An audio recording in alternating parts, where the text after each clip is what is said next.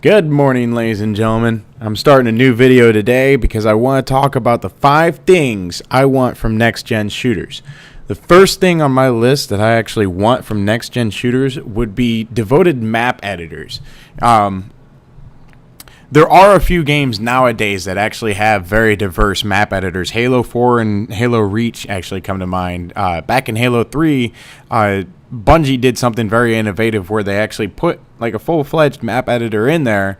I mean, it wasn't all that super fantastic, but that ended up evolving into something that is now officially like a keepsake in their games. Like you can go on Halo 4 at any point and browse through random maps that people have made and look through maps that the community really seems to enjoy. They're custom maps that you wouldn't naturally see. The concept of a map editor can diversify the way that you play a game so immensely. Like Trials Evolution, that's another game that actually has an awesome fucking map editor. I understand that it's not a fucking shooter, but when you think about the fact that Trials Evolution is a physics-based dirt bike game, but the map editor is so fucking juicy and just like meaty and everything that like I've seen entire games actually created within the game that have nothing to do with fucking dirt bikes. And it's just amazing how these guys figure out how to do that.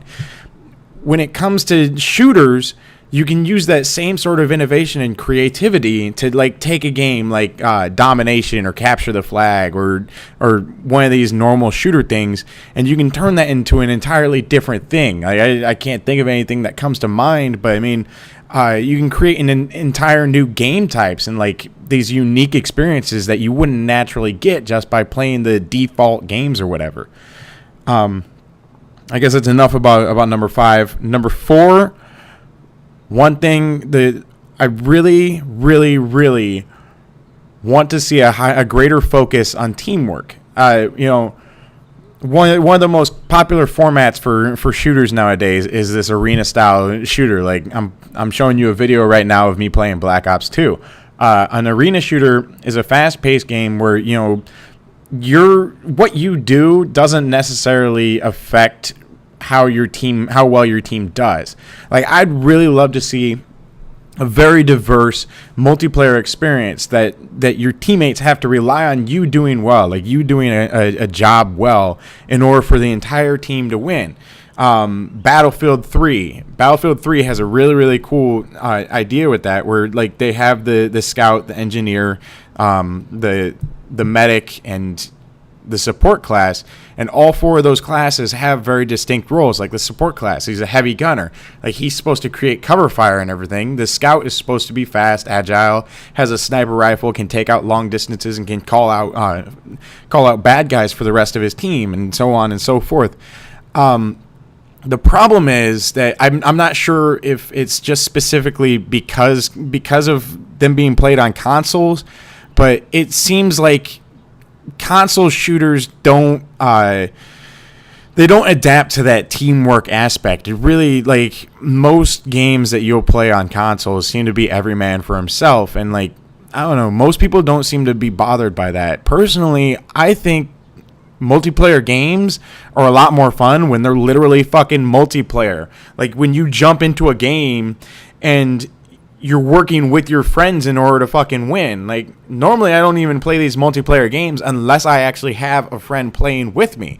That's the whole concept of multiplayer fucking games. If it's just a fucking free-for-all where you're just by chance on the same team as a bunch of other guys, then it's just you might as well fucking play the goddamn story. At least then you have some motivation to move forward. Like I don't see any particular fucking reason for someone to jump into a single match and just fucking wreak havoc for no goddamn reason if they're not playing with friends. These arena-style games almost seem to defeat the purpose of like the multiplayer concept. A lot of people don't fucking play with friends, and fortunately, from my personal observations, it does actually seem like that trend is changing. More frequently when we get to the lobbies, there's a lot more people with headphones. That's a huge fucking plus for me. I really, really like that. That means more people are working together. Either that or more people are just calling each other faggot, nigger, cunts or some shit. I don't know. Anyway, moving on to number 3. I want a more distinct difference between sim-style shooters and arcade-style shooters. Like, I'm ragging a shit ton on on Call of Duty right now. They do what they do very, very well, but the problem is there seems to be like this severe blending of like the game almost wants to be considered like a sim style game because everything is vaguely realistic or whatever, but at the same time there's too many arcadey features of the game. I mean, it's got a point style system. The score streaks, the score streaks are fucking unrealistic for the whole concept of actual combat. Like, no one would call in an airstrike to fucking take out 8 guys, especially if those 8 guys are gonna fucking respawn, or like you have the odds of more guys coming in the exact same fucking direction. This specific thing that I'm asking for is more of a gripe more than something that I could actually see happening.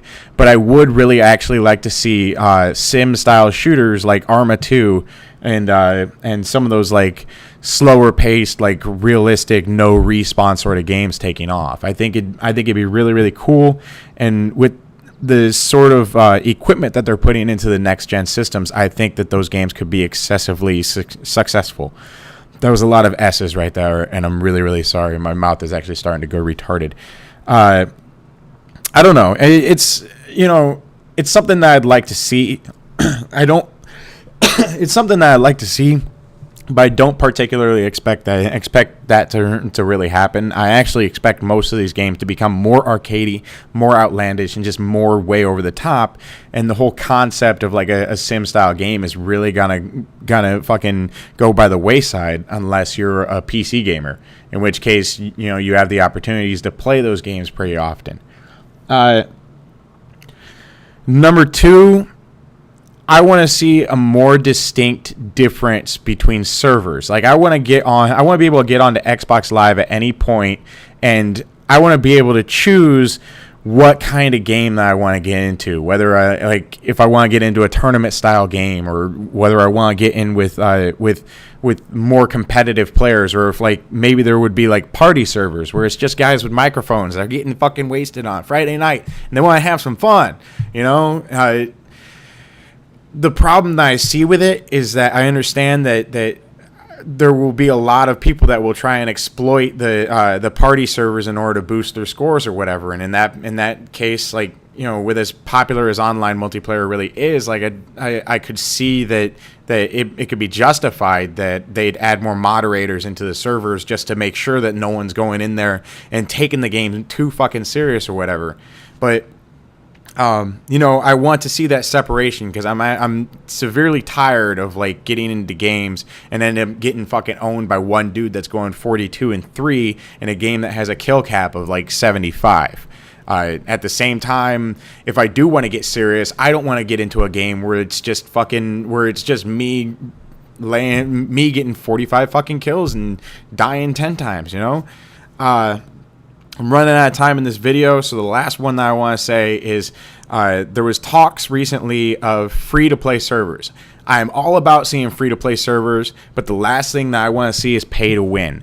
I'm on a couple of free-to-play MMOs on my PC, and personally, I don't like it when I go through some of the areas and I run into people that have like armor and upgrades to their characters that I know they had to pay to get.